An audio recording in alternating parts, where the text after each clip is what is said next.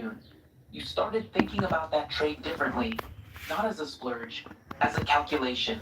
This is what spending on the invisible actually looks like. Not luxury, not indulgence, a taxonomy, a clean, unsentimental way of sorting every purchase into one of two categories.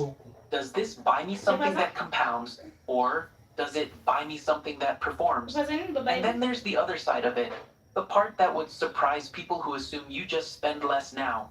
You will spend 45 minutes reading reviews on a $24 portable charger. Genuinely, without irony. There are 11 chargers on the listing page that all claim to do the same thing. And you want the right one. And overpaying for minor things by $8 or $12 every time is a habit that adds up across a year in a direction you're no longer interested in. You're completely unbothered by how that looks. That same week, without pausing, you approved a $16,800 roof repair. Not because you're careless with large numbers, because the roof was a need, and needs don't negotiate. The charger was a want, and wants get interrogated. The taxonomy is that clean. Once you draw that line clearly, needs get funded immediately, wants get questioned. The decisions almost make themselves. The hesitation moves to the right category.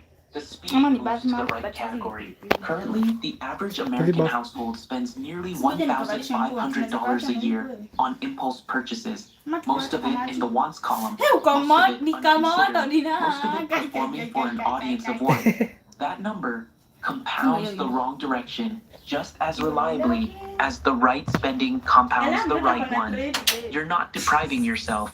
You're just clear on what things actually are, what you don't spend on. Signals, status, the visible upgrade that costs $300 a month to maintain an impression on people who aren't paying close attention anyway. What you do spend on, morning, access, hours, the things that come back to you in forms that don't show up on anyone's feed but yours. The invisible spending built something real. But here's what nobody tells you about the building phase. The part that comes right after you get the system right after the money starts moving in the correct direction. Nothing looks different yet. The account is growing, and it doesn't feel like growing. Everything right, and Tuesday looks exactly like last Tuesday. That stretch, the long, quiet, unrewarded middle, is where most people stop. And it's the only part that actually matters. Nobody makes a video about this part, because it doesn't look like anything. There's no chart inflecting upward on your screen.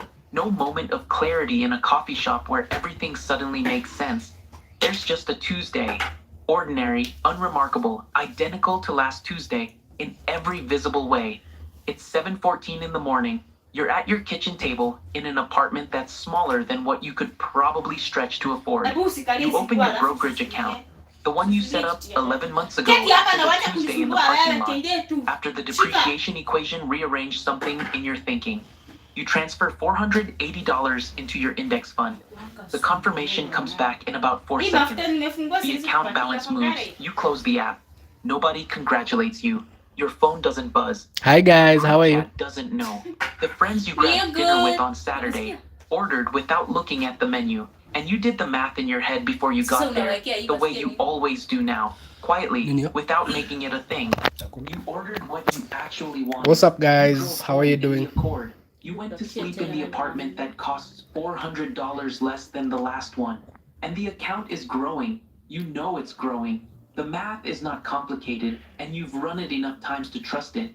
But it doesn't feel like growing. It feels like a number on a screen attached to a future you can't touch yet. In a life that still looks, from the outside, exactly like the life of someone who hasn't figured anything out. It's the middle. That's textureless, applause-free stretch between the decision and the result. Between the morning you ran the depreciation numbers and the morning in the coffee shop, where none of this requires effort anymore. It is not cinematic. It is not the part anyone talks about. It is, without question, the only part that matters. This is where most people stop. Not because the strategy failed, not because they ran the numbers wrong or picked the wrong fund or made some technical error. They stop because the middle has no audience.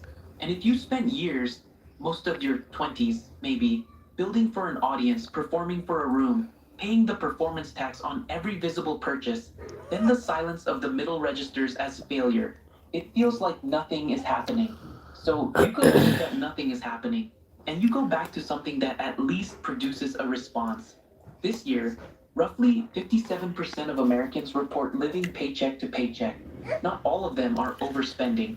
A significant portion are people who opened the account, made the first transfer, bought the cheaper car, and then stopped Maliza. somewhere in the middle when the silence got too loud. Nimaliza. The strategy was working.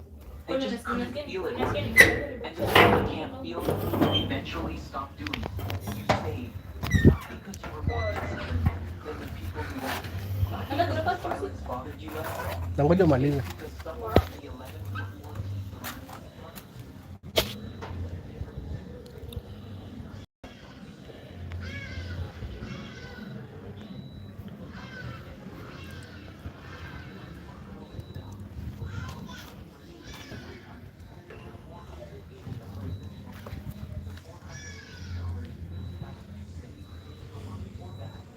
Hi guys, how are you doing?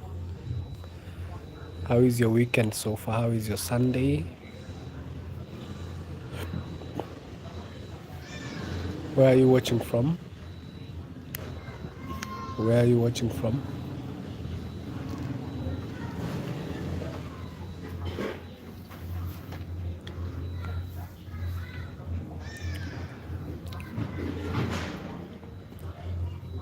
Which part of the world are you watching from? Let me know.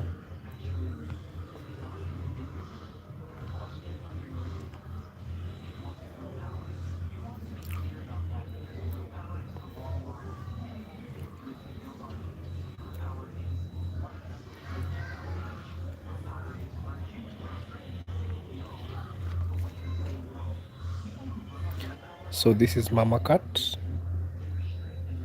The kitten is away, and the Mama Cat is just enjoying a nap, just chilling. Can you see that?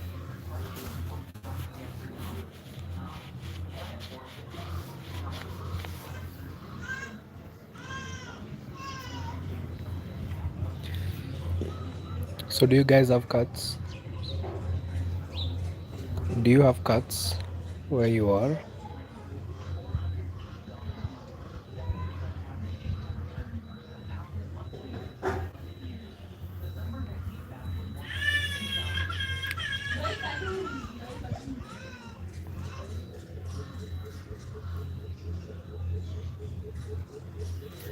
Do you have a cat?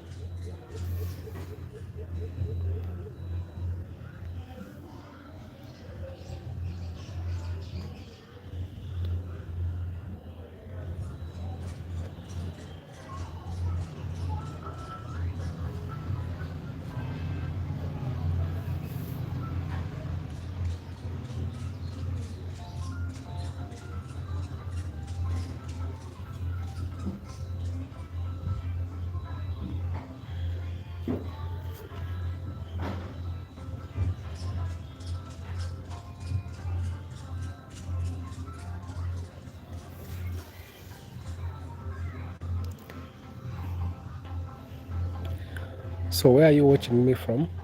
Let me know where you're watching from, which part of the world. Where are you guys joining the live from?